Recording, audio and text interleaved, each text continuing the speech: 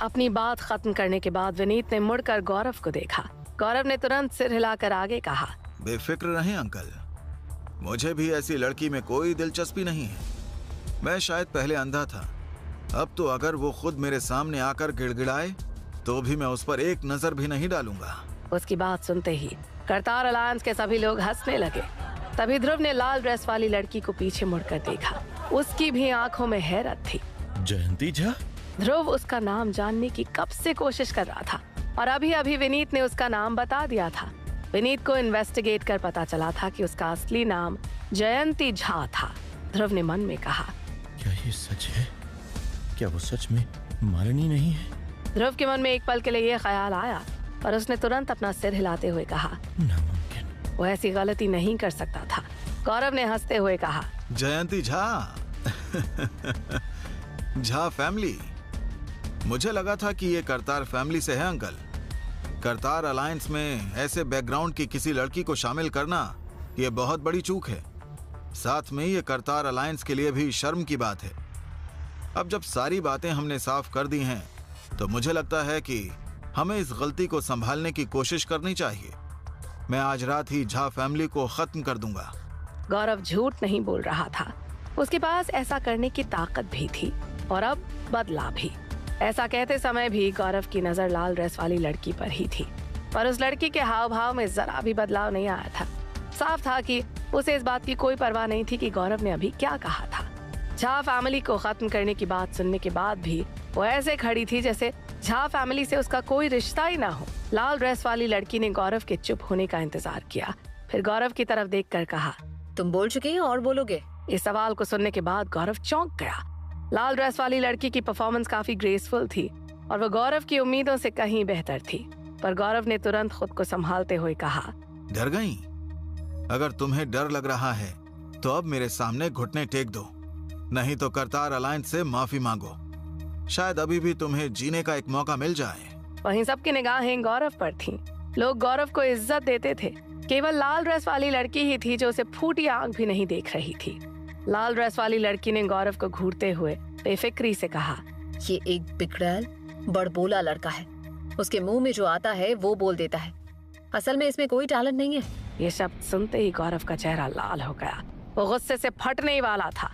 तभी तेज कदमों से लाल ड्रेस वाली लड़की को मारने के लिए वो आगे बढ़ा, लेकिन वो लड़की निडर होकर अपनी जगह पर खड़ी रही। उसकी आंखें देखकर एक पल के लिए गौरव सहम गया। उस लड़की ने फिर से कहा, तुम्हारे पैर हर बात पर आगे बढ़ने लगते हैं, उन्हें घाव देना जरूरी है। वहाँ मौजूद सभी लोग लड़की की बातें और उसका कॉन्फिडेंस देखकर दंग रह गए थे। विनीत भी उलझन भरी नजरों से लड़की की तरफ देख रहा था। यहाँ तक कि ध्रुव भी परेशान था। करतार फैमिली के बंगले में ऐसे शब्द बोलना, वो लड़की के यहाँ का खुद को बॉस समझ रही थी। हालांकि लाल ड्रेस वाली लड़की बस बोल ही नहीं रही थी, पर उसकी बातें सुनते ही उसके अंडर काम करने वाले लोग भी हरकत में आ गए थे। मामले की नजाकत को समझते ही विनीत ने चिल्लाकर कहा, तुम्हें क्या लगता है? कौन हो तुम ये क्या करने जा रही हो? विनीत मूंगा फैमिली के किसी भी मेंबर को नुकसान होते नहीं देख सकता था। विनीत की बात सुनकर लाल ड्रेस वाली लड़की ने फिर से कहा, उसने मुझे रोकने की हिम्मत करी, उसे भी सजा दो। करतार फैमिली के बंगले में मौजूद हर शख्स परेशान लग रहा था। विनीत ने फिर से चिल्लाते हुए कहा, जयंती झा, क्या तुम पागल हो गई हो? मीडिया यहाँ मौजूद है, तुम ये क्या कर रही हो? तो ठीक है, तुम्हारा काम मीडिया के सामने करेंगे। तुमसे तभी निपटूंगी जब मीडिया आ जाएगी।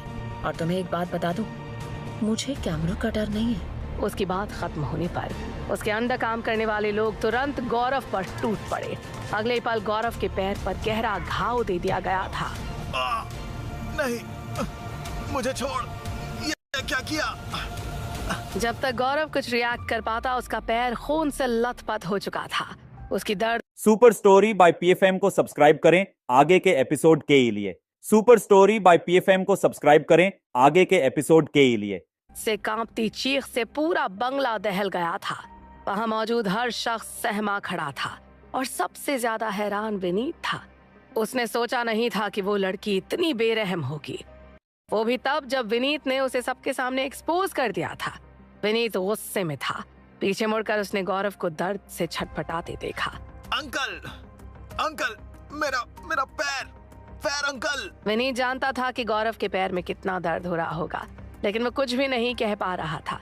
बंगले में इस समय दुनिया के सबसे एलीट क्लास के लोग मौजूद थे। विनीत के आसपास के लोग और भी ज्यादा खतरनाक थे।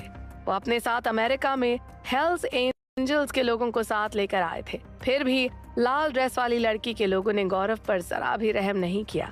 उन्हें रोकने की बात तो दूर, उनके पास कुछ रिएक्ट करने की ना ताकत थी ना वक्त। विनीत ने अपनी मुट्ठियां जोर से भींच ली थीं। उसने गुस्से में थरथराती आवाज के साथ कहा, तुम पागल हो, तुम्हें इसकी कीमत चुकानी पड़ेगी। लेकिन लाल ड्रेस वाली लड़की और भी ज्यादा गुरूर में थी।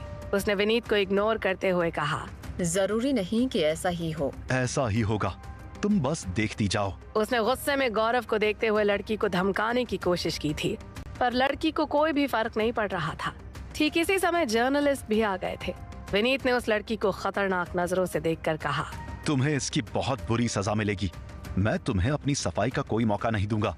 मैं वादा करता हूँ आज तुम्हारी जान ले लूंगा। लाल ड्रेस वाली लड़की के चेहरे पर टॉन्टिंग एक्सप्रेशन थे और उसने पलट कर कहा, मुझे क्या एक्सप्लेन करना है? जैसा कि मैं हमेशा कहती हूँ कि इस दुनिया में अच्छे और बुरे लोगों के बीच छोटा सा अंतर होता है और इसे ताकत के बल पर भी बदला नहीं जा सकता।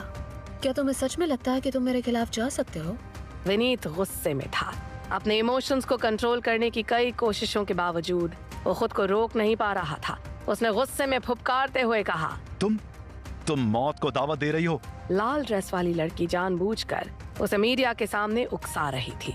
विनीत ये सब अच्छे से जानता था, फिर भी वो अपने गुस्से पर काबू नहीं रख पा रहा था। 3 बड़े बड़े कदम भरता हुआ विनीत उस लड़की के पास गया। पास पहुंचने के बाद विनीत उसकी आंखें देखकर ही डर गया। कोई नहीं सोच सकता था कि विनीत जैसा इंसान भी डर जाएगा।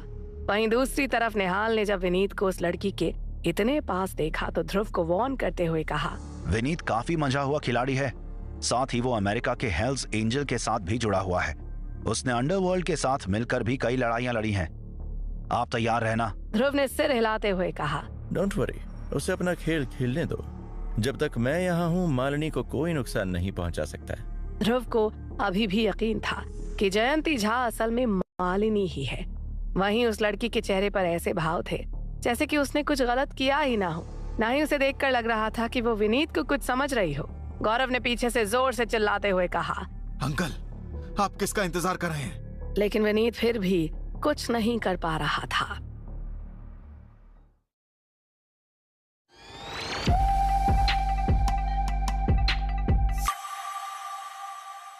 एक पल पहले ही विनीत को एहसास हो गया था कि ये लड़की उसे फंसाने की कोशिश कर रही थी और एक गलत कदम तो उसका भी गौरव जैसा हाल होगा। वो केवल चालाक ही नहीं थी बल्कि उसके पीछे काफी ताकतवर लोगों का सपोर्ट भी था। किसका सपोर्ट होगा उस लड़की के पीछे जो विनीत भी उसे उकसाने की हिम्मत नहीं कर पा रहा था। अंत में विनीत ने डरते हुए पूछा, तुम कौन हो? विनीत को शक ही नहीं पक्का यकीन हो गया था कि लाल ड्रेस वाली लड़की कोई छोटी मोटी चीज नहीं थी। उस लड़की ने विनीत के सवाल पर इमोशनलेस होते हुए कहा, क्या तुमने इन्वेस्टिगेट नहीं किया? मैं जयंती झा हूँ। हाँ, मैं सच में जयंती झा हूँ, झा फैमिली की बीमार लड़की। इम्पॉसिबल। विनीत ने इस पॉसिबिलिटी से तुरंत इनकार कर दिया कि वो जयंती झा हो सकती थी। जयंती के बारे में उसने जो भी रिपोर्ट निकाली थी और जिस तरह ये लड़की बिहेव कर रही थी, वो जयंती जैसा बिहेव करती है वैसा बिल्कुल नहीं था। दोनों बातें आपस में मैच नहीं कर रही थी। एक डरपोक बचपन से बीमार लड़की किसी भी हालत में इतनी बेरहमी से गौरव की टांगे नहीं कटवा सकती थी। इतना ही नहीं, जयंती झा अभी विनीत को भी उकसा रही थी। विनीत ने डरते हुए कहा, इतने लंबे समय से बीमार लड़की की आंखों में इतनी तीखी नजर नहीं हो सकती है। लाल ड्रेस वाली लड़की ने एक बार फिर विनीत से पूछा, तुम कुछ करने की बात कर रहे थे? Will you do it or not? उसकी आवाज में विनीत का मजाक था। विनीत कुछ बोल नहीं पा रहा था तो उस लाल ड्रेस वाली लड़की ने कहा, क्या ऐसा भी हो सकता है कि इतनी रिस्पेक्टेड फैमिली के हेड भी अपने भतीजे को चोट पहुंचाने के बाद भी नहीं कर पा रहे हो? विनीत ने ध्यान दिया कि लाल ड्रेस वाली लड़की असल में उसे उकसा रही थी। अगर वो कुछ करेगा तो कोई बड़ी गड़बड़ हो सकती थी और नहीं करेगा तो वो बेइज्जत होकर रह जाएगा। अगर वो इस हालात से सही तरह नहीं निपट सका तो मोंगा फैमिली के हेड के तौर पर उसकी काफी बेइज्जती हो जाएगी। लोग सवाल करेंगे कि गौरव के साथ इतना कुछ हो जाने के बाद भी वो चुप कैसे रह सकता था। विनीत ने हंसते हुए कहा, मैं तुम्हारे इंटेंशन अच्छे से समझता हूँ। तुम मुझे ऐसे भड़का नहीं सकती। मैं अभी करतार फैमिली अलायंस के लीडर को फोन करने जा रहा हूँ। मैं देखना चाहता हूँ कि वो असल में क्या करना चाहता है। लाल ड्रेस वाली लड़की ने ठंडी सांस लेते हुए कहा, आई एम सॉरी टू से विनीत, मुझे लगता है कि ये खेल आगे बढ़ा तो तुम बर्दाश्त नहीं कर पाओगे। विनीत को उसकी बात का मतलब समझ में नहीं आया। वो समझना भी नहीं चाहता था। वो बस इतना जानता था कि उसे कैसे भी इस सिचुएशन से बाहर निकलना था। अगर उसने लाल ड्रेस वाली लड़की को जरा सा भी छेड़ा तो लेने के देने पड़ सकते थे, और अगर कुछ नहीं किया तो मोंगा फैमिली के हेड की पोजीशन पर खतरा आ सकता था। इसलिए उसने ज्यादा सोचे समझे बिना सीधे करतार फैमिली अलायंस के हेड को फोन किया। हैरानी की बात यह थी कि अलायंस के लीडर जैसी शख्सियत ने एक ही रिंग जाने पर तुरंत उसका फोन उठा लिया। फोन उठते ही विनीत ने नाराजगी के साथ पूछा, लीडर, मैंने सुना है कि ध्रुव आपका वीआईपी गेस्ट है। लीडर ने भी उसकी बात के जवाब में बगैर इधर उधर की बात किए सीधे पूछा, तुमने सिर्फ इतनी सी बात पूछने के लिए मुझे फोन नहीं किया है ना? Of course. विनीत ने तुरंत कहा, मैं जानना चाहता हूँ जयंती झा नाम की ये लड़की असल में कौन है? एक लड़की? दूसरी तरफ लीडर ने उसकी बात पर चुटकी लेते हुए तुरंत आगे कहा, तो मैं तुम्हें जो कुछ भी बताने जा रहा हूँ उसे ध्यान से सुनो। क्या तुम्हारा फोन लाउड स्पीकर पर है?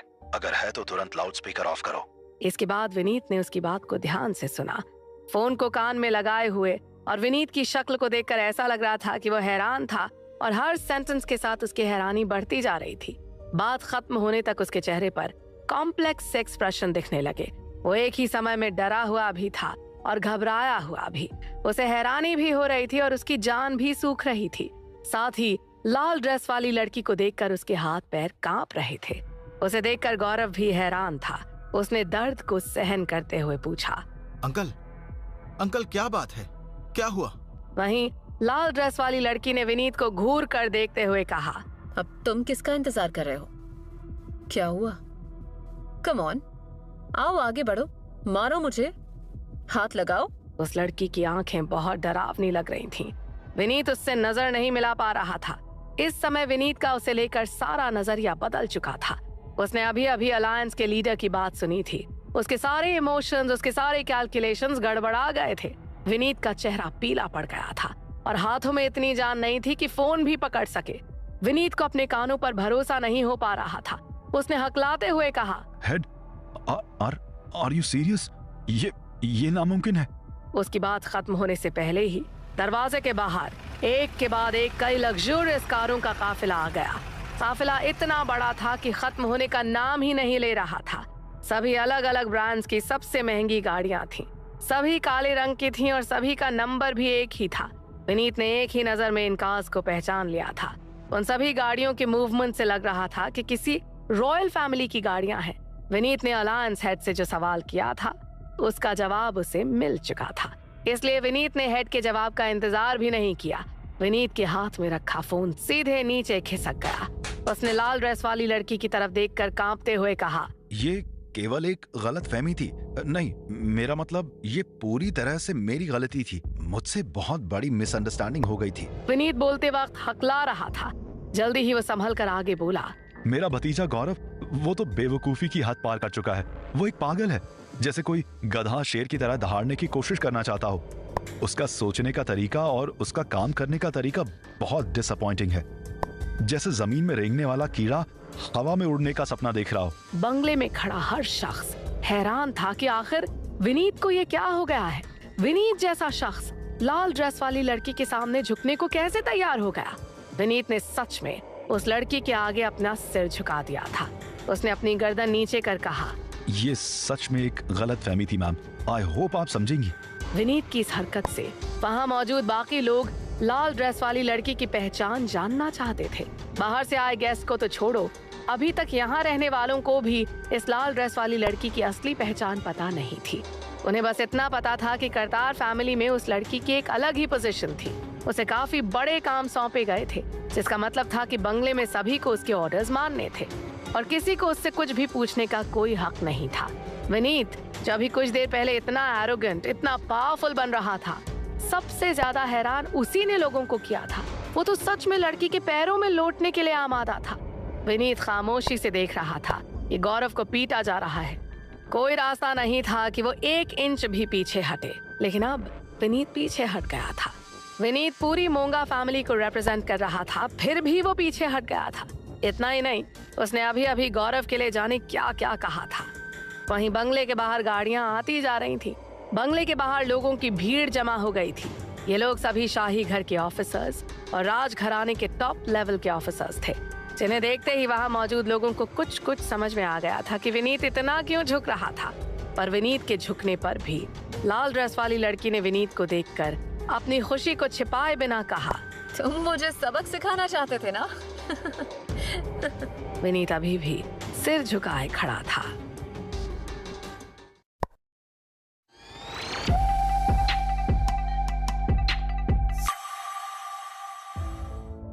विनीत ने आंख मिलाने की हिम्मत नहीं की और कहा, मैम, मुझे नहीं पता था कि आप इतने बड़े स्टेटस की हैं।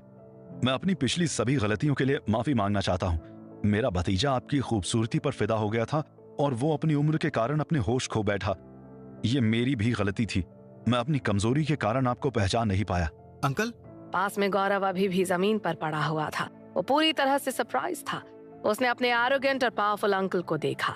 विनीत जो आमतौर पर लोगों के सामने पावरफुल तरीके से पेश आता था और जहां भी जाता अपना इन्फ्लुएंस बनाने में कामयाब रहता था, वो आज एक लड़की के सामने किसी ओबीडिएंट बच्चे की तरह पेश आ रहा था।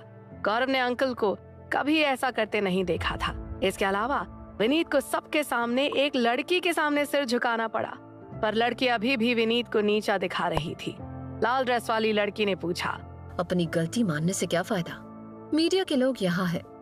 अगर मेरी रेपुटेशन पर जरा सा भी शक या कोई सवाल है तो तुम जानते हो कि क्या परेशानी पैदा हो सकती है। मुझे लगता है कि तुम एक समझदार इंसान हो। लाल ड्रेस वाली लड़की ने फिर से विनीत को घूरते हुए कहा। उसके चेहरे पर ऐसी मायूसी छाई जैसे हजारों सालों में एक जगह रुके पानी में आ जाती है।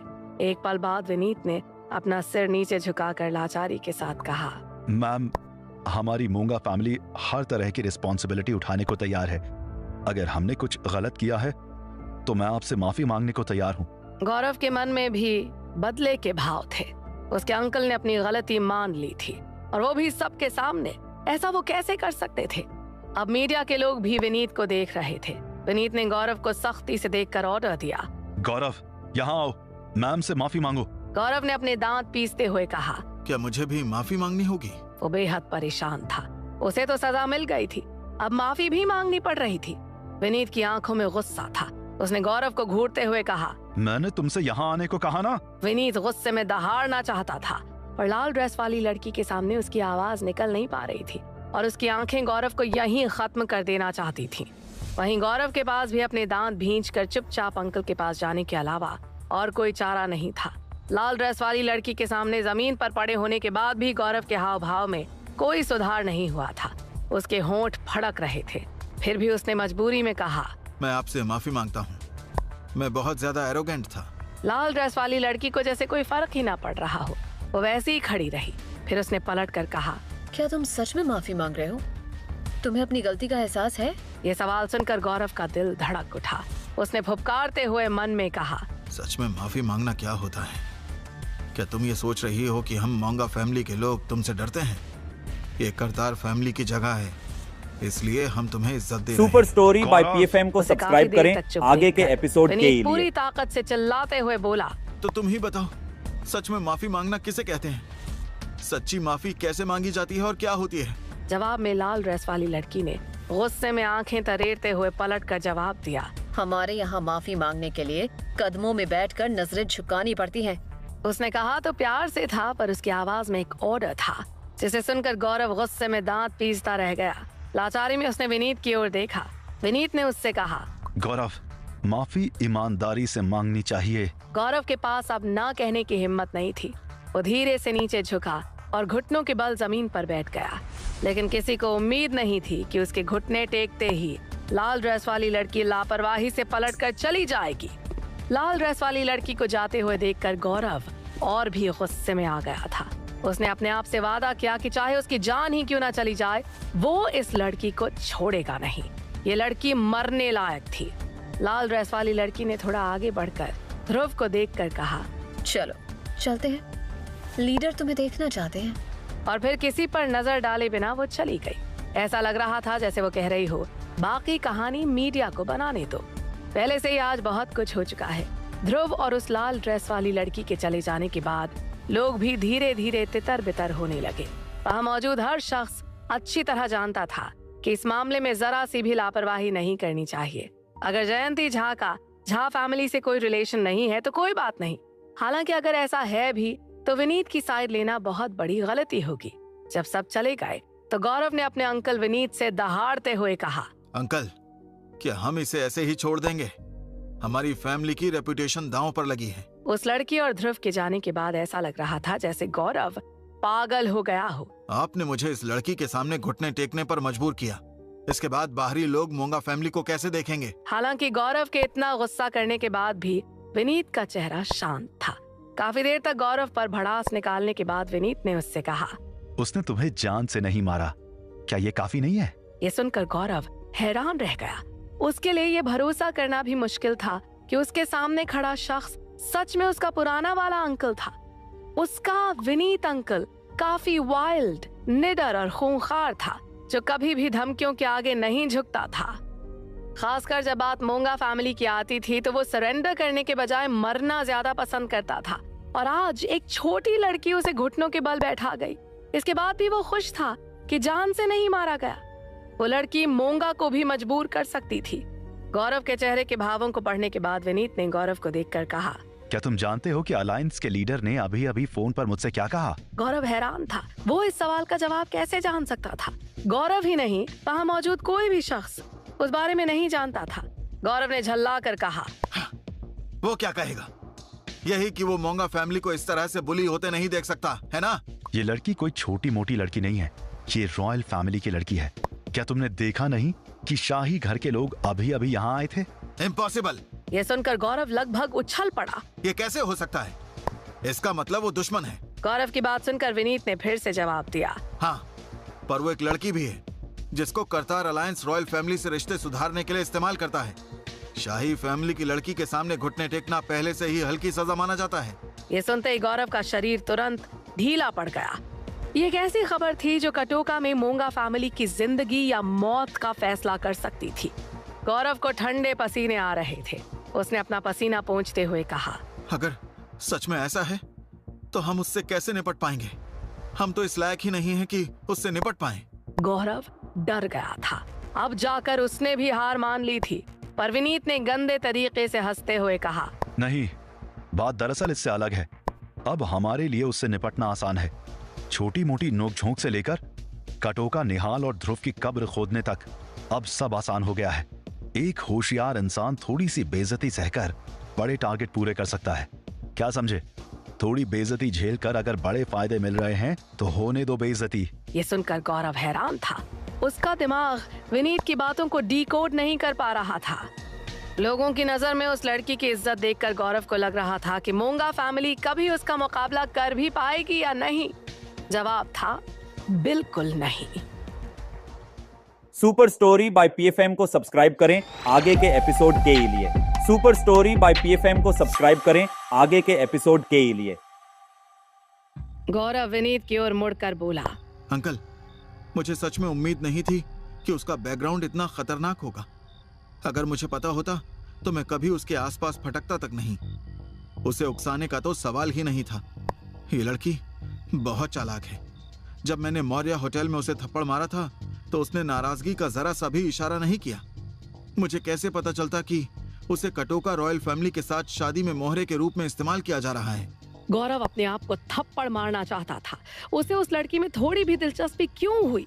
उसे बेइज्जत करने का मतलब था कि न केवल करतार फैमिली को बल्कि कटोका की रॉयल फैमिली को भी बेइज्जत करना। उस लड़की को भी ये बात अच्छे से पता होगी, इसीलिए मौर्य होटल में उसने जानबूझकर कमजोर दिखने का ड्रामा किया था। जहाँ एक तरफ गौरव ये सोच रहा था, वहीं उसके उलट विनीत अपने चेहरे पर भेड़िए जैसे हाव भाव से बोला, क्या सच में ऐसा है? मुझे लगता है कि ये एक अच्छा मौका साबित हो सकता है। पर विनीत की बात पर गौरव कंफ्यूज था। उसने पूछा, अंकल, आपका क्या मतलब है? जिस पर विनीत ने उसे समझाने के लिए पूछा, तुम कटोका की शाही फैमिली के बारे में क्या सोचते हो? एक पल सोचने के बाद गौरव ने जवाब दिया, इस मनी माइंडेड दुनिया में केवल कैपिटलिस्ट ही आगे बढ़ पाएंगे। बाकी की तरह रॉयल फैमिली भी नाम मात्र की ही रह गई है। गौरव की बात सुनकर विनीत ने मुस्कुरा कर कहा, इसके बारे में फिर से और थोड़ा ध्यान लगाकर सोचो।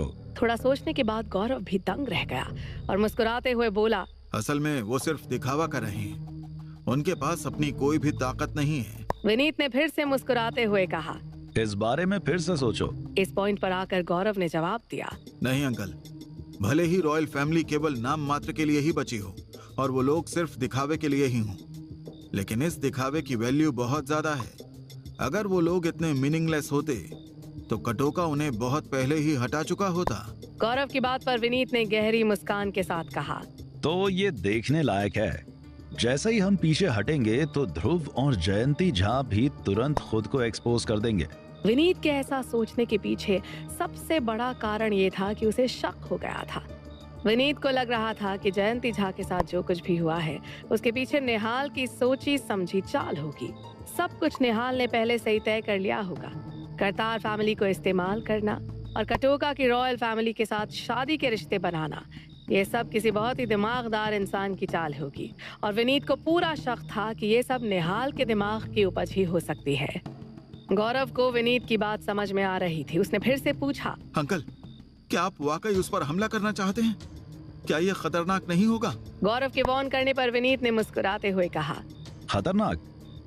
हम बिजनेसमैन हर इन्वेस्टमेंट चाकू की धार पर चलकर करते हैं। शायद तुमने सुना होगा कि रिस्क और प्रॉफिट का सीधा संबंध है। गौरव ने ये सुनकर सिर हिलाया। अंकल, मैं समझ गया, अब मैं सब समझ गया। उधर करतार फैमिली के बंगले से बाहर निकलने के बाद ध्रुव लाल ड्रेस वाली लड़की के पीछे गया। एक बार फिर उसने क्यूरियोसिटी के साथ पूछा, क्या तुम प्लीज मुझे अपना नाम बता सकती हो? लाल ड्रेस वाली लड़की ने हल्के से मुस्कुराते हुए कहा, तुम भी क्या जिद्दी इंसान हो। क्या तुमने सुना नहीं? मेरा नाम जयंती झा है। मैं झा फैमिली की बेटी हूँ। ध्रुव ने अपना होमवर्क किया था, इसलिए जवाब में कहा, झा फैमिली में एक बेटी है। ये अफवाह है कि वो अपनी खूबसूरती से जन्नत की अप्सरा को भी टक्कर देती थी, लेकिन वो लड़की बचपन से ही कमजोर निकली और कभी दुनिया के सामने दिखाई नहीं दी। ध्रुव के सवाल पर लाल ड्रेस वाली लड़की ने जवाब दिया, मैं ठीक नहीं हो सकती क्या? जरूर हो सकती हो, लेकिन इसका मतलब ये भी तो है कि किसी ने झा फैमिली की लड़की को नहीं देखा है। ऐसे में तुम अचानक दावा करती हो कि तुम झा हो। ध्रुव की बात पूरी होने से पहले ही लाल ड्रेस वाली लड़की ने बीच में ही कहा, बाकी लोगों को शायद पता ना हो, लेकिन क्या झा फैमिली को भी पता नहीं होगा? ध्रुव ने उसकी आंखों में गहराई से देखा, जैसे कि वो कुछ इम्पोर्टेंट सोच रहा हो। पर तभी लाल ड्रेस वाली लड़की ने अपना सिर घुमाते हुए कहा, ठीक है, तुम ज्यादा सोचना बंद करो। हमारे लीडर तुमसे मिलना चाहते हैं। ये सुनकर ध्रुव ने कहा, लगता है कि मैं आपके लीडर से पहले ही मिल चुका हूँ, है ना? पर लड़की ने कुछ नहीं कहा और ध्रुव को कार में बैठने का इशारा किया और फिर खुद भी अपनी कार में बैठ गई।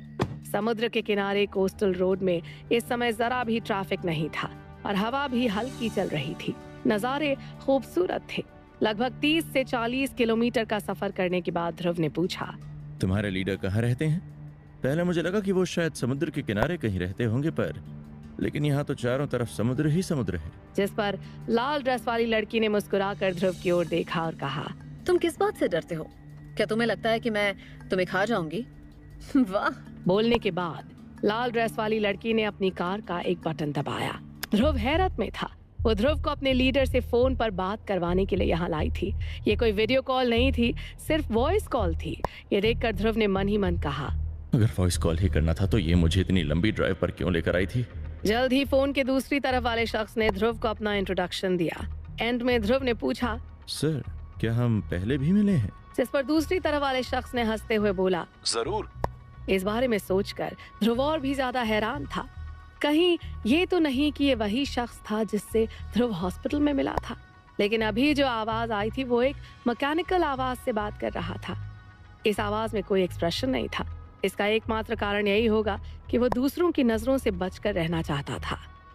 उधर मोंगा फैमिली के अंदर विनीत और गौरव होटल में वापस आ गए थे। गौरव ने विनीत से कहा, अंकल, अभी अभी मेरे दिमाग में एक ख्याल आया है। विनीत ने पूछा, क्या प्लान है? जिस पर गौरव ने खुशी से कहा, क्योंकि मामला कटोका की रॉयल फैमिली का है, इसलिए उन्हें अपनी रेपुटेशन की चिंता ज्यादा होगी।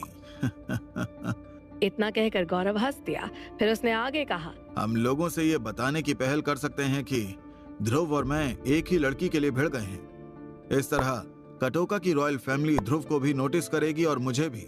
गौरव को पता था कि उसकी अपनी रेपुटेशन बर्बाद हो चुकी है, अब खोने के लिए कुछ भी नहीं है। ऐसे में वो ध्रुव को भी अपने साथ घसीट कर ले जाएगा। कटोका के लोग खुले ख्यालातों के भले ही हों, लेकिन वो भी अपनी रॉयल फैमिली के किसी भी मेंबर के इस तरह के बिहेवियर को बिल्कुल भी बर्दाश्त नहीं करेंगे। विनीत ने उसे समझाते हुए कहा, इस तरह के स्कैंडल से तुम भी मुसीबत में पड़ जाओगे, तुम्हें भी तकलीफ उठानी पड़ेगी। गौरव ने बेफिक्री से कहा, मेरी दिली इच्छा ध्रुव को सबक सिखाना है, चाहे इसके लिए मेरी जान भी चली जाए, मैं पलक भी नहीं झपकाऊंगा। विनीत ने गौरव के कंधे पर जोर से थपथपाते हुए कहा, मेरे बेटे, अब तुम बड़े हो गए हो।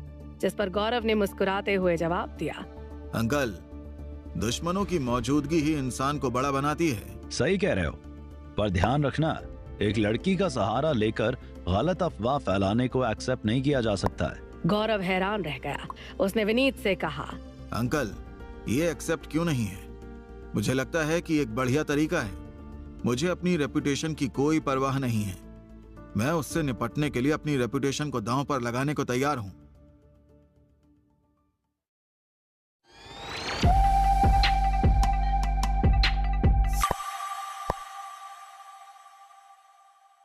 गौरव अच्छी तरह से समझ गया कि एक रिच इंसान के लिए रेपुटेशन मायने नहीं रखती।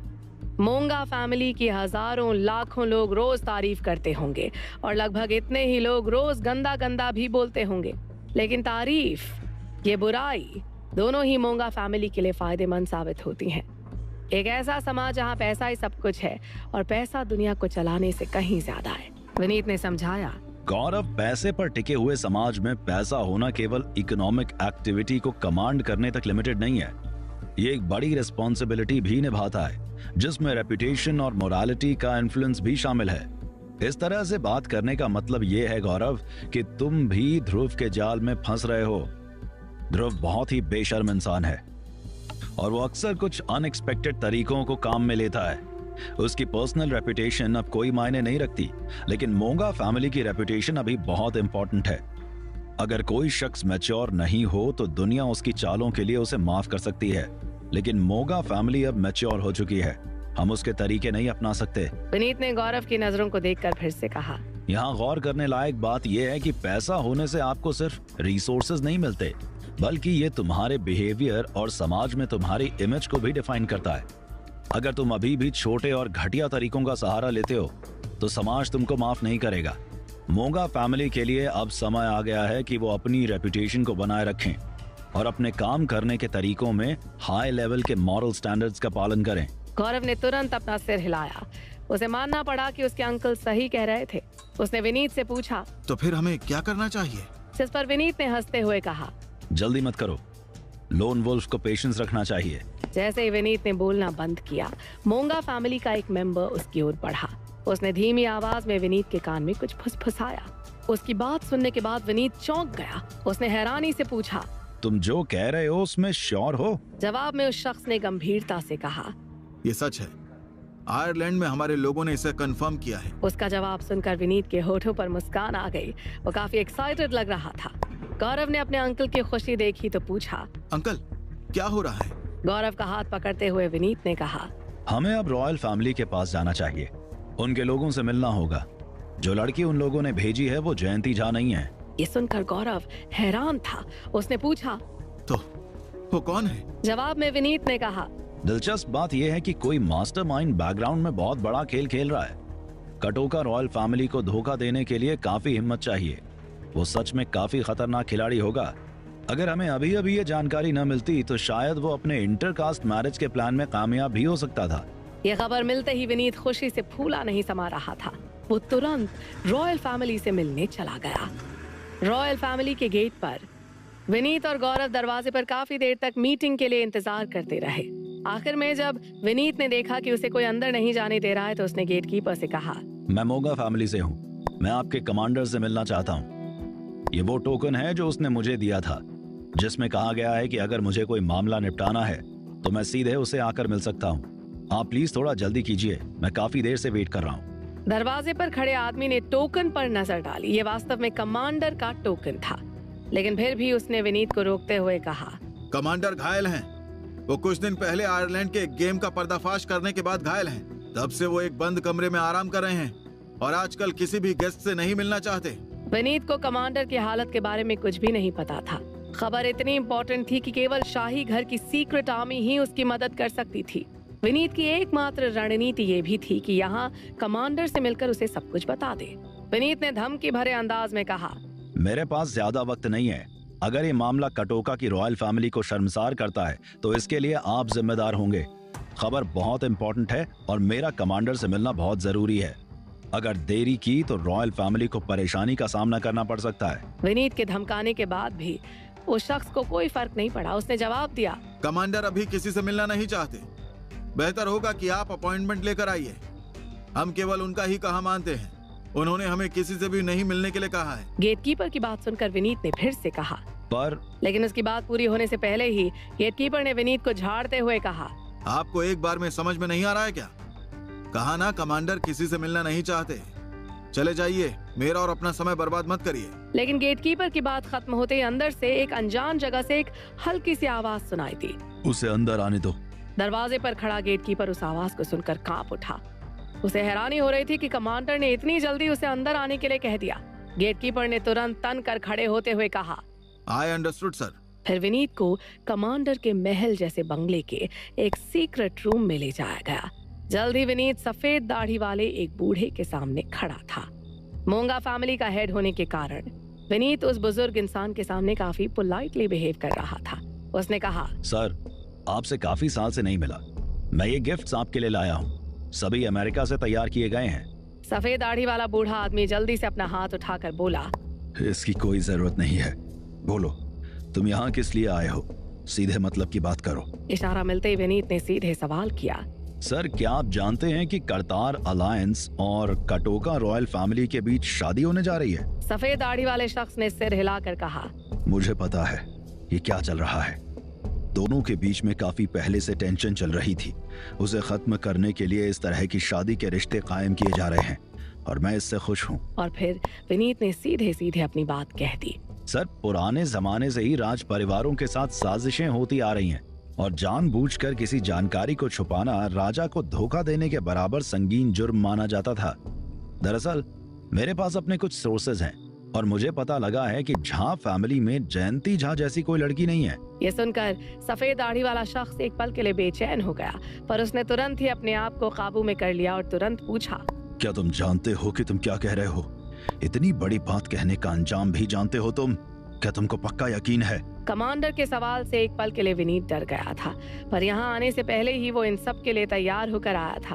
उसने सीधी आवाज में कहा, हाँ सर, मैं जानता हूँ कि मैं क्या कह रहा हूँ और मुझे इसके अंजाम के बारे में भी पता है और मुझे अपने सोर्सेज पर भी पक्का यकीन है। इसके अलावा झा फैमिली की बेटी का मॉर्गन फैमिली से क्या लेना देना? विनीत ने उलझन में सवाल किया।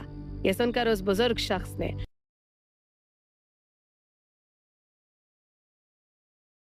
मॉर्गन फैमिली से क्या लेना देना? विनीत ने उलझन में सवाल किया।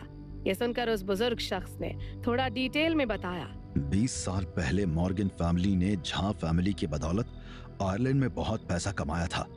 इस एहसान के बदले मॉर्गन फैमिली के हेड ने झा फैमिली की बेटी जयंती झा को पर्सनली अपनी बेटी के तौर पर गोद लिया था। उस समय ऑफिशियली यह बयान दिया गया था कि उसे शाही फैमिली ने चुना था।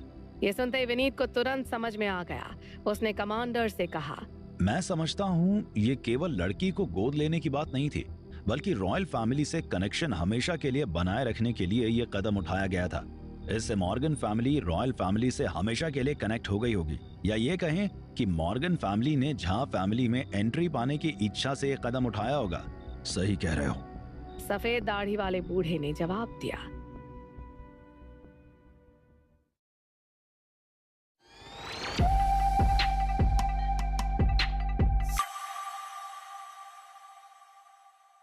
बूढ़े की हाँ सुनने के बाद विनीत ने फिर से पूछा, लेकिन अगर वो लड़की जयंती झा नहीं बल्कि झा फैमिली का मोहरा हो तो हम क्या करेंगे? सफेद दाढ़ी वाले बूढ़े ने अपनी दाढ़ी खुजलाते हुए एक पल के लिए हिचकिचाते हुए कहा, ऐसे में उसे मार डालेंगे। जैसे उसके मुंह से ये बात निकली, उसके पीछे खड़े शख्स ने अपनी समुराई तलवार निकाली। तलवार के बाहर निकलते ही अचानक पूरे कमरे में सन्नाटा छा गया। घबराहट के कारण विनीत ही नहीं, गौरव की भी जान हलक पर आ गई थी। यहाँ तक कि विनीत भी शांत बैठने की कोशिश कर रहा था, पर फिर भी शांत हो नहीं पा रहा था। उसने कमांडर इन चीफ को पहले कभी ऐसे बौखलाते हुए नहीं देखा था। हालांकि वो हमेशा से जानता था कि कमांडर काफी पावरफुल इंसान था, लेकिन उसे तलवार बाहर निकालते देख विनीत के अंदर डर बैठ गया था। अगर उसकी इन्फॉर्मेशन गलत निकली तो विनीत और पूरी मोंगा फैमिली का क्या हश्र होगा, ये कोई नहीं सोच सकता था। ये सोचते ही विनीत को अचानक ये भी ख्याल आया कि ध्रुव कितना बड़ा इडियट है। उसने कमांडर जैसे इंसान के साथ छेड़खानी करने की हिम्मत की थी। रॉयल फैमिली का एडमिनिस्ट्रेशन केवल एक फॉर्मेलिटीज भर थी, लेकिन असल में उनके पास कई हिडन ऑर्गेनाइजेशंस थे जो सामने नहीं आते थे पर काम रॉयल फैमिली के लिए करते थे। ऐसी अफवाहें भी थीं कि सीक्रेट डिपार्टमेंट में एक बार खुद राजा ने भी एंट्री करने की कोशिश की थी, पर सीक्रेट डिपार्टमेंट ने राजा को भी मना कर दिया था। इस ऑर्गेनाइजेशन से छेड़छाड़ का मतलब था मौत, और ध्रुव ये गलती कर चुका था, इसलिए ध्रुव का मरना तो तय था। ये सोचकर विनीत और गौरव दोनों खुश हो गए थे। दूसरी तरफ ध्रुव की भी लीडर के साथ बात खत्म हो गई थी। इसके बाद लाल ड्रेस वाली लड़की ने फोन काट दिया। वीडियो कॉल में ध्रुव को केवल एक मैसेज मिला था। लीडर ने यह कहा कि वो पहले भी मिल चुके हैं। ध्रुव को पक्का यकीन था कि ये वही आदमी था जिससे वो हॉस्पिटल में मिला था, लेकिन वो उसकी मदद क्यों करना चाहता था? ध्रुव ने लाल ड्रेस वाली लड़की को देखकर पूछा, ये चीज क्या ये लीडर का टोकन है? असल में ये एक टोकन है, लेकिन इससे क्या फर्क पड़ता है? ये बहुत अजीब है, वो इसे मुझे क्यों देगा? और क्या हो सकता है? हो सकता है कि वो तुमसे मिलना चाहता हो। वैसे भी मैंने सुना है कि उसे लड़कियों से ज्यादा लड़कों में इंटरेस्ट है। ये सुनकर ध्रुव की बोलती बंद हो गई। वो कुछ समझ ही नहीं पा रहा था कि वो क्या कहे। लाल ड्रेस वाली लड़की का सेंस ऑफ ह्यूमर काफी अच्छा था। वो मजाक भी इतना सीरियस होकर कर रही थी कि ध्रुव को झटका लग गया था।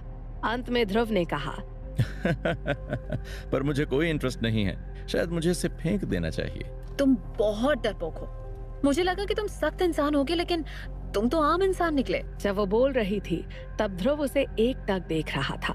हर बार ऐसा ही होता था, लेकिन इस बार उसे लगा कि कुछ गड़बड़ है। पहले उसे पूरा यकीन था कि वो लाल ड्रेस वाली लड़की मालिनी थी, लेकिन इस बार उसे पक्का यकीन नहीं हो पा रहा था, क्योंकि मालिनी जब ध्रुव के सामने होती थी तो चाहे वो कुछ भी कहे वो हमेशा इनएक्सपीरियंस्ड ही लगती थी। लेकिन इस बार ध्रुव को ऐसा लग नहीं रहा था, वो काफी अलग थी। ध्रुव ने आगे कुछ नहीं कहा। थोड़ी देर बाद ध्रुव ने पीछे देखा। निहाल और तेजा भी अपनी कार से उन दोनों का पीछा कर रहे थे। तेजा ध्रुव को अकेला नहीं छोड़ सकता था। थोड़ी देर बाद लाल ड्रेस वाली लड़की ने ध्रुव से विदा ली। ध्रुव ने जानबूझकर उससे कुछ नहीं कहा और चुपचाप उस लड़की के जाने तक का इंतजार किया। उसके जाने के बाद निहाल ध्रुव के पास आया। वो ध्रुव की शक्ल देखकर समझ गया था कि उसके मन में क्या चल रहा था। निहाल ने कहा, तुम्हें कुछ गड़बड़ लग रही है? ध्रुव ने सिर हिलाते हुए कहा, हाँ, इस बार मुझे लगता है कि वो मालिनी नहीं है। मैंने भी जांच कर ली है। झा फैमिली में जयंती झा नाम की कोई लड़की नहीं है। ध्रुव ने अपना शक निहाल के सामने जाहिर करते हुए पूछा, क्या ये हो सकता है कि दो लोग एक दूसरे से पूरी तरह से अलग हों? क्या हम मालिनी के अब तक की सारी सुपर स्टोरी बाय पीएफएम को सब्सक्राइब करें आगे के एपिसोड के लिए। सुपर स्टोरी बाय पीएफएम को सब्सक्राइब करें आगे के एपिसोड के लिए। हिस्ट्री नहीं पता कर सकते? मुझे उसके सभी ठिकाने का पता लगाना है। ये पॉसिबल नहीं है। इसके अलावा इस दुनिया में कोई दो लोग पूरी तरह से एक जैसे नहीं हो सकते हैं। जुड़वा बच्चों में भी बहुत डिफरेंस होते हैं। निहाल की बातें सुनकर ध्रुव का चेहरा और भी ज्यादा सीरियस हो गया था। जब से ध्रुव उस लाल ड्रेस वाली लड़की से मिला है, निहाल ने उस लड़की के हर एक चीज के बारे में पता किया था। यहाँ तक कि निहाल की टीम के लोगों ने उस लड़की के झूठे कप की भी जांच की थी। अंत में निहाल ने सबको इकट्ठा किया और ध्रुव को बताया, ध्रुव सर, मुझे कुछ बहुत ही खतरनाक जानकारी पता चली है। मेरे कोवर्ट ऑपरेटिव्स ने कार्रवाई की है। मुझे पहले से ही शक था कि जब मुझे इस बारे में पता चलेगा तो परेशानी खड़ी हो जाएगी।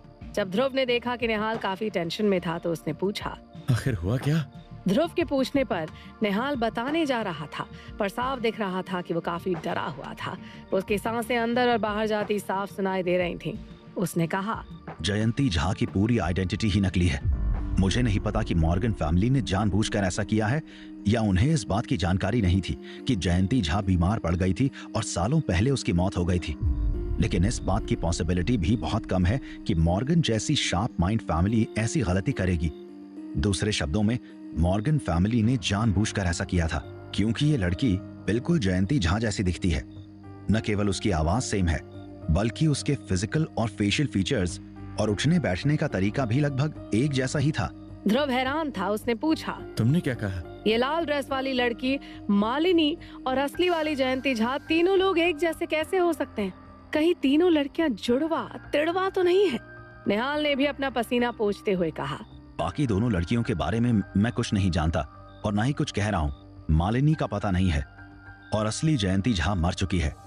ऐसे में बात सामने आई तो ध्रुव सर, झा फैमिली अब बहुत बड़ी मुसीबत में पड़ने वाली है। ये एक रॉयल वेडिंग है और एक बार सबूत मिल गए तो ये खेल खत्म हो जाएगा।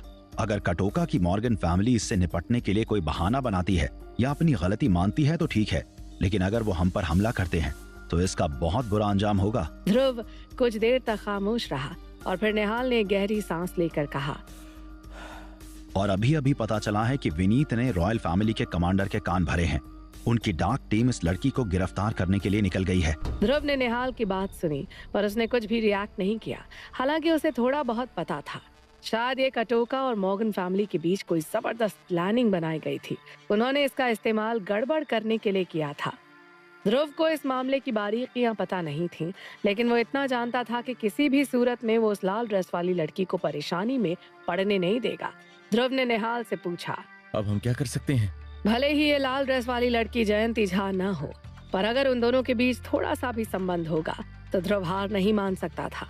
निहाल ने तुरंत कहा, हम केवल ये कर सकते हैं कि रॉयल डाक डिपार्टमेंट के लोगों को कैसे भी इस जानकारी का पता न चलने दे। जल्दी करो और किसी को उसे ले जाने के लिए कहो। ध्रुव ने सिर हिलाया और कहा, मैं तेजा को तुरंत मौर्य होटल भेजता हूँ। ध्रुव की बात पर निहाल ने हामी भरते हुए कहा, हाँ ये ठीक रहेगा, और उसे भी बता दो उसे तुरंत तेजा के साथ जाना होगा। इसके बाद वो मौर्य होटल की तरफ चल दिए।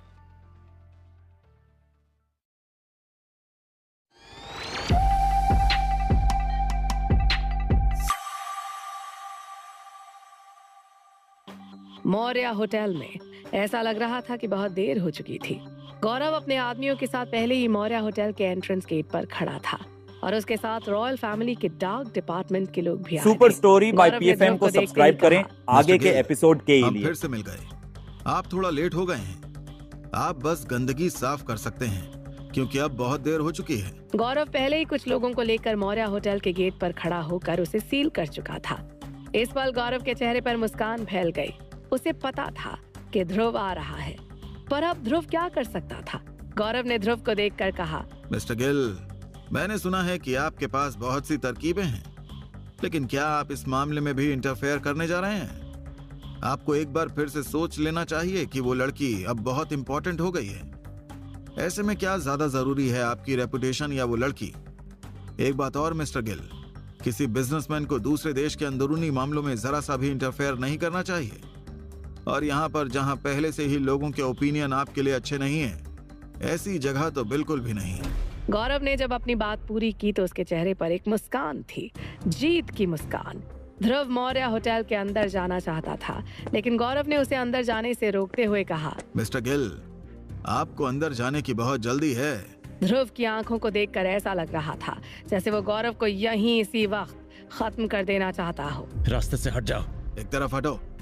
मैं मिस्टर गिल के लिए रास्ता बनाने को तैयार हूँ। मेरे अंकल ने कहा था कि उनके पास निहाल जैसा समझदार और काफी आगे सोचने वाला इंसान है। अगर वो भी यहाँ है तो उसे पता होना चाहिए कि अभी मौर्य होटल से भागने की कोशिश करने का मतलब होगा जान से हाथ धोना, है ना निहाल? इतना कहकर गौरव ने निहाल की ओर देखा। उसकी आंखों में अभी भी गुस्सा दिख रहा था। निहाल ने जल्दी से ध्रुव को पीछे खींचते हुए कहा, हाँ सच में यहाँ से भाग नहीं पाएंगे। मौर्य होटल को रॉयल फैमिली के डाक डिपार्टमेंट के लोगों ने घेर रखा है। कोई गलती मत करना। निहाल अच्छी तरह से जानता था कि अगर तेजा लाल ड्रेस वाली लड़की को नहीं ले जा सका तो उसकी आखिरी उम्मीद भी खत्म हो जाएगी। ये देखकर गौरव ने मजाक बनाते हुए कहा, देखा, अब तुम क्या कर सकते हो ध्रुव? यहाँ तुम कुछ भी हासिल नहीं कर सकते। मिस्टर गिल, मैं भले ही औसत दर्जे का हूँ, लेकिन मैं तुम्हारी तरह नहीं हूँ कि रॉयल फैमिली से खिलवाड़ करूँ। जब डाक यूनिट अपने सीक्रेट ऑपरेशन चलाती है तो उनके रास्ते में नहीं आना चाहिए, क्योंकि उनसे जीत पाना नामुमकिन होता है। ऐसे कई बिजनेसमैन हैं जो ये गलती कर चुके हैं, उनमें से एक तुम्हारे पापा भी थे। ध्रुव की भौहें गहरी सिकुड़ गईं। रॉयल फैमिली की डाक यूनिट के भीतर भी कई ऑर्गेनाइजेशन थे और कटोका की खुफिया एजेंसी भी इसमें उन्हें मदद देती थी। वहीं निहाल ने ध्रुव से कहा, ध्रुव सर, हम सच में कोई भी गलती नहीं कर सकते हैं। आप भी जल्दबाजी में काम ना लें। निहाल ने ध्रुव के चेहरे को पढ़ लिया था। उसे पता था कि ध्रुव जरूर कोई गलती करेगा, इसलिए उसका हाथ पकड़कर निहाल ने उसे समझाते हुए कहा। ध्रुव का हाथ कांप रहा था। उसके मन में बस एक ही बात चल रही थी और वो ये थी कि लाल ड्रेस वाली लड़की किसी मुसीबत में नहीं पड़नी चाहिए। उस समय तेजा मौर्य होटल से बाहर आया। वो अकेला आया था। तेजा ने आते ही ध्रुव से कहा, नहीं, हमें बहुत देर हो चुकी है। तेजा की बातें सुनकर गौरव ने बस हंसते हुए कहा, क्या तुमने सुना? ध्रुव, ध्रुव, ध्रुव, तुम बहुत देर से आए हो। ध्रुव ने अपनी मुट्ठी कस ली और गौरव को जवाब दिए बिना ही वो सीधे मौर्य होटल में घुस गया। निहाल ने फिर से कहा, ध्रुव सर, हम जल्दबाजी से काम नहीं कर सकते। गौरव की हंसी फूट पड़ी। वो ध्रुव का मजाक बनाते हुए बोला, जाओ ध्रुव, उस लड़की ने पहले भी तुम्हारी बहुत मदद की है। अगर तुम सच में मर्द हो तो रॉयल फैमिली की डार्क यूनिट की पकड़ से उसे छुड़ाकर अपने साथ ले जाओ। निहाल भी हैरान था। वो ध्रुव को कब से रोकने की कोशिश कर रहा था और ऐसे मौके पर भी वो गौरव के उकसाने में आ गया। अगर ध्रुव ने सच में डार्क यूनिट के लोगों से पंगा लिया तो मामला हाथ से बाहर निकल जाएगा। आज तक डार्क यूनिट के हाथों से कोई बच नहीं पाया था। ध्रुव अभी अंदर आया ही था कि डार्क यूनिट के लोग बाहर निकलते दिखे। लाल ड्रेस वाली लड़की उनके बीच में थी। उसे पकड़ लिया गया था। उस लड़की को देखकर ध्रुव ने तुरंत कहा, उसे जाने दो। डार्क यूनिट के लोगों ने ध्रुव को देखकर पूछा, तुम खुद को समझते क्या हो? कौन हो तुम? ध्रुव ने गुस्से में पीछे मुड़कर तेजा से कहा, तेजा, उन्हें बता दो कि मैं कौन हूँ। ध्रुव का इरादा हमला करने का था। ये सुनकर तेजा ने भी संकोच नहीं किया। वो कोई कदम उठाता उससे पहले निहाल ने तेजा को रोकते हुए कहा, बिल्कुल नहीं। तेजा ने निहाल की चिंताओं को खारिज करते हुए कहा, अब मुझे रोकना पॉसिबल नहीं है। तेजा का सीधा सा उसूल था कि अगर ध्रुव कोई एक्शन लेना चाहता था तो वो लड़ाई से पीछे हटने वाला नहीं था। निहाल बहुत परेशान था। अगर ध्रुव और तेजा ने डार्क यूनिट पर हमला किया तो ओरिएंटल इंटरनेशनल फोर्ट्रेस की रेपुटेशन बर्बाद हो जाएगी और तब दुनिया भर की एजेंसीज उन दोनों के पीछे लग जाएंगी। फिर इनका बच पाना मुश्किल होगा। दोनों कटोका से बाहर तक नहीं जा पाएंगे। निहाल ने एक बार फिर से सलाह दी, एक छोटे से झगड़े के लिए बड़ी मुसीबत मत खड़ी करो। लाल ड्रेस वाली लड़की भी ध्रुव को देख रही थी। वो पूरी तरह से हैरान थी। ध्रुव उसे डार्क यूनिट के हाथों से छुड़ाना चाहता था। लाल ड्रेस वाली लड़की ने जल्दी से ध्रुव से कहा, इसकी कोई जरूरत नहीं है। जरूरत है। अगर तुम इसमें अपने आप शामिल हो तो मुझे लगता है कि ये जरूरी है। लाल ड्रेस वाली लड़की उसकी बात सुनकर परेशान हो गई। उसने ध्रुव की ओर मुड़कर कहा, बेवकूफी मत करो। मैं मालिनी नहीं हूँ। मालिनी मर चुकी है। ये सुनकर ध्रुव हैरान था। मालिनी मर चुकी थी? ये कैसे हो सकता था? एक पल के लिए ध्रुव को लगा उसके अंदर जान ही नहीं रह गई है।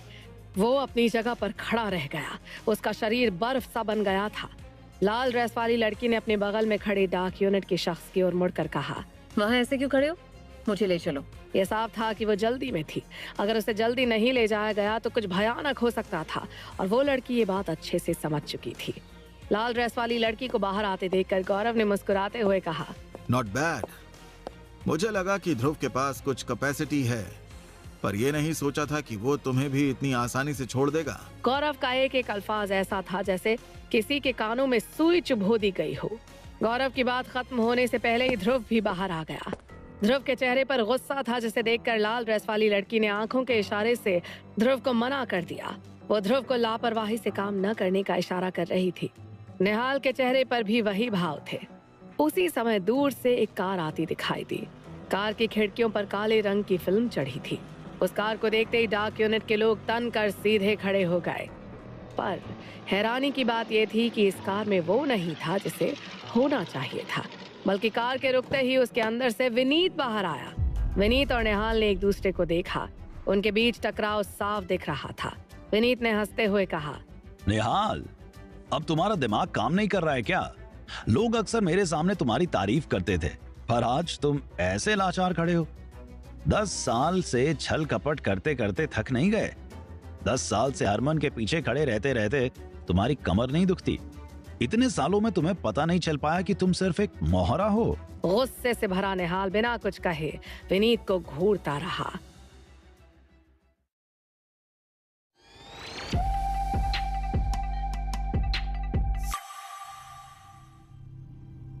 विनीत ने अपनी उंगली घुमाते हुए कहा, लड़ाई अभी शुरू हुई है।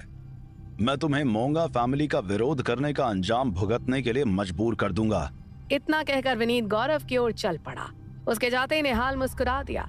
निहाल की ये मुस्कान काफी डरावनी थी। इसे देखकर ध्रुव भी हैरान रह गया।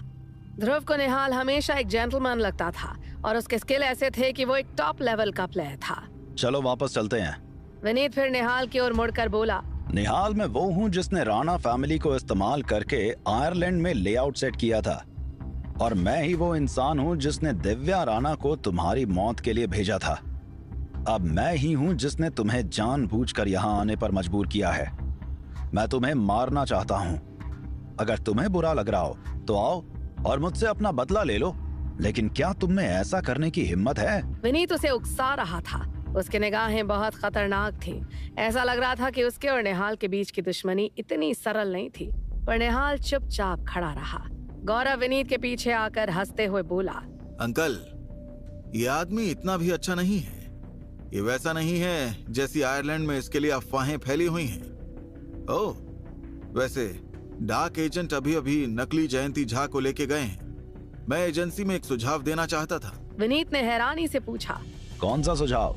गौरव जाते हुए हंसा और बोला, देखिए, मुझे नहीं पता कि मॉर्गन फैमिली क्या सोच रही थी, लेकिन जब से उन्होंने ये किया है उन्हें इसकी कीमत चुकानी होगी। ये नकली जयंती झा हमेशा से बहुत मिस्टीरियस रही है। ऐसी लड़की कटोका की रॉयल फैमिली को भी फंसाने में कामयाब रही। हम इस लड़की को मारने जा रहे हैं। मेरा सुझाव ये था कि इसे मारने से पहले टॉर्चर करें ताकि इसके साथियों का भी नाम मिल सके, ताकि आगे से कोई भी इतना बेलगाम होने की हिम्मत ना करे। गौरव के मुंह से टॉर्चर करने की बात सुनकर विनीत भी खुश हो गया। विनीत ने हंसते हुए कहा, ये सही कह रहे हो। वो वैसे भी मरने वाली है। उसे किसी आदमी की भूख मिटाने के लिए दे देना चाहिए। इससे कोई नुकसान नहीं होगा। इतना कहकर वो दोनों कार में बैठ गए। अब तक ध्रुव गुस्से से फटने वाला था। निहाल को घूरते हुए ध्रुव ने गुस्से से कहा, तुमने मुझे कोई कदम क्यों नहीं उठाने दिया? ध्रुव के सवाल पर निहाल शांत रहा। फिर कुछ देर बाद उसने शांति से समझाते हुए कहा, आपके पापा ने इस शहर में आपको लाने के लिए इसलिए कहा था क्योंकि वो नहीं चाहते थे कि आप कोई एक्शन लो। एक बिजनेसमैन के हाथ में जितने ज्यादा कार्ड होंगे उतना ही अच्छा रहेगा, और आपका कार्ड तेजा नहीं है, मैं भी नहीं हूँ। आपके कार्ड आपके स्किल्स हैं, वो जितना ज्यादा होंगे उतना बेहतर होगा। ध्रुव इस वक्त शांत नहीं रह सकता था। उसने गुस्से में खींचते हुए कहा, मुझे परवाह नहीं है कि उसके पास कौन से कार्ड हैं। मुझे बस इतना पता है कि वो लड़की मालनी थी। निहाल ने ध्रुव की ओर देखा। उसका चेहरा पीला पड़ गया था। उसने कहा, विनीत बहुत ही चालाक और विश्वासघाती इंसान है। तुम शायद पूरी कहानी का एक हिस्सा देख रहे हो, लेकिन मैं केवल टिप ऑफ द आइसबर्ग को नहीं देखता। ध्रुव ने गुस्से में फुफकारते हुए कहा, लेकिन मैं उस विनीत को ऐसे बेलगाम नहीं छोड़ सकता। ध्रुव की बात पर निहाल ने थोड़ा सीरियसनेस के साथ कहा, ऑब्वियसली उसे बेलगाम नहीं छोड़ा जा सकता है। मैं भी उससे निपटने के लिए ही खास तौर पर यहाँ आया हूँ। पर आपको लापरवाही से कोई काम नहीं करना होगा। अगर आप कोई कदम नहीं उठाते हैं तो उसकी प्लानिंग अपने आप फेल हो जाएगी, और तब वो कुछ ना कुछ गड़बड़ जरूर करेगा। विनीत और गौरव के कार में चले जाने के बाद गौरव पहले की तरह खुश होने के बजाय परेशान था। उसने विनीत से सवाल किया, अंकल, क्या हुआ? ध्रुव ने डाक यूनिट के खिलाफ कोई एक्शन क्यों नहीं लिया? विनीत और गौरव की प्लानिंग के हिसाब से अगर लाल ड्रेस वाली लड़की को छेड़ा जाता तो ध्रुव कोई ना कोई एक्शन जरूर लेता। वैसे भी उस लड़की पर इल्जाम लगा था कि वो अपनी पहचान छुपाकर कटोका की रॉयल फैमिली से शादी करने जा रही थी। ऐसे में उसकी मदद के जुर्म में ध्रुव को भी भारी कीमत उठानी पड़ती, पर ध्रुव ने कुछ नहीं किया। यह देखकर विनीत का चेहरा भी सख्त था और उसने कहा, मुझे भी इसकी उम्मीद नहीं थी, लेकिन डाक यूनिट ने सीधी कार्रवाई की है। इससे साबित होता है कि ऊपरी तबके ने इस पूरी घटना को बहुत महत्व दिया है। इसलिए ये भी नॉर्मल ही है कि ध्रुव ने कोई कदम नहीं उठाया। उस समय बहुत सारे लोग मौजूद थे और वो डाक यूनिट के लिए भी सही नहीं होता। वैसे भी मैं जानता था कि ये निहाल ध्रुव को कुछ करने नहीं देगा। गौरव ने घबराते हुए कहा, ऐसी कंडीशन में हमें ध्रुव से कैसे निपटना चाहिए? क्या हमें इंतजार करने की जरूरत है? मैं अब डाक यूनिट में जा सकता हूँ। कटोका की डाक यूनिट के लोग भी तो इंसान ही हैं। उन्हें भी उसकी खूबसूरती पर लालच आएगा। शायद उन्होंने कार में भी कुछ ऐसा वैसा किया हो। इस तरह मुझे नहीं लगता कि ध्रुव अब खुद को रोक पाएगा। विनीत ने आह भरी। उसका चेहरा और भी ज्यादा सख्त था। उसने गौरव की ओर देखकर कहा, क्या तुम्हें लगता है वो ऐसा कुछ करेगा? गौरव ने जवाब दिया, क्यों नहीं? उस लड़की ने इतनी गहरी साजिश रची है, उसे जो भी सजा मिले कम है। विनीत ने हंसते हुए कहा, तुम अभी भी बहुत छोटे हो। तुम आज के हालात नहीं समझ पाए। आज डार्क यूनिट लाल ड्रेस वाली लड़की को सजा देने के लिए नहीं आया था, बल्कि ये लोग उसे शाही फैमिली तक पहुंचाने आए थे। ये सुनकर गौरव चौंक गया। उसने पूछा, ये मुमकिन नहीं है। उसने इतनी बड़ी साजिश रची है। इस तरह के अपमान के बाद भी अगर मॉर्गन फैमिली बच जाती है तो क्या किया जा सकता है? इस पर विनीत ने कहा, इसमें केवल मॉर्गन फैमिली ही नहीं, बल्कि Kartar super story alliance by भी पीएफएम को फंसेगा। सब्सक्राइब करें हालांकि इसके आगे बावजूद के गौरव एपिसोड को ये के बात लिए। समझ में नहीं आई, कटोका के शाही फैमिली को ऐसा क्यों करना पड़ा। गौरव ने कुछ सोचकर जवाब दिया, शायद उन्हें अपनी रेपुटेशन खोने का डर है। फिर गौरव ने कुछ सोचकर हैरानी से पूछा, अंकल, हम आने वाले समय में ध्रुव से कैसे निपटेंगे? अगर डार्क यूनिट ने कोई कार्रवाई नहीं की तो इसका मतलब ये नहीं है कि रॉयल फैमिली हमारी मदद के लिए आएगी। गौरव के बोलने के तुरंत बाद उसे अचानक अपने शरीर में एक सिहरन सी महसूस हुई। वो ध्रुव को खत्म कर देना चाहता था। पीछे मुड़कर देखा तो हत्या का इरादा विनीत की आंखों में भी था। गौरव हैरान रह गया। उसने तुरंत विनीत को देखकर कहा, अंकल, ज्यादा नाराज मत होइए। ये ध्रुव कटोका में जरूर मारा जाएगा। ओह, विनीत का मुंह फड़क उठा और उसने कहा, मैंने तुमसे कहा था, तुम अभी भी पूरी पिक्चर नहीं देख पा रहे हो। गौरव को लगा कि उसका दिल जोरों से धड़क रहा है। कार में सिर्फ वो और ड्राइवर थे। विनीत की आंखों में ये जानलेवा नजर, इसका क्या मतलब था? गौरव ने तुरंत पूछा, अंकल, आप क्या करने जा रहे हैं? अंकल, आप कहीं मुझे तो कुर्बान करने नहीं जा रहे हैं? गौरव पूरी तरह से हैरान था। ये देखकर विनीत ने हंसते हुए कहा, घबराओ मत, मॉर्गन फैमिली को कटोका की आर्मी की मदद करनी होगी। हमारे पास बहाना भी है कि हम ध्रुव के खिलाफ हैं। ध्रुव के खिलाफ जाना सबसे अच्छा बहाना रहेगा। गौरव इस बात को समझ गया। उसने मुस्कुराते हुए कहा, मैं समझ गया अंकल। विनीत ने आगे कहा, मैंने डार्क डिपार्टमेंट के पुराने लोगों से बात की है। हमें ध्रुव के खिलाफ जाने के लिए एक और रीजन चाहिए। गौरव ने हंसते हुए कहा, हालांकि आज रॉयल फैमिली के काम को देखते हुए ये समझ में आता है कि वो इस मुद्दे को बहाने के रूप में इस्तेमाल नहीं करना चाहते हैं। या तो ये मामला बहुत बड़ा है और उन्होंने अभी तक सभी सर्कमस्टांसेस को साफ नहीं किया है, इसलिए वो अभी कुछ समय के लिए उस लेडी इन रेड के खिलाफ कोई कार्रवाई नहीं करेंगे। इसके अलावा ध्रुव की एक दिल्ली वाली गर्लफ्रेंड है जिसका नाम है तृप्ति। वो काफी खूबसूरत है, इसलिए मुझे यकीन है कि ध्रुव उस लाल ड्रेस वाली लड़की के लिए रॉयल फैमिली के लोगों से भिड़ने की कोशिश नहीं करेगा।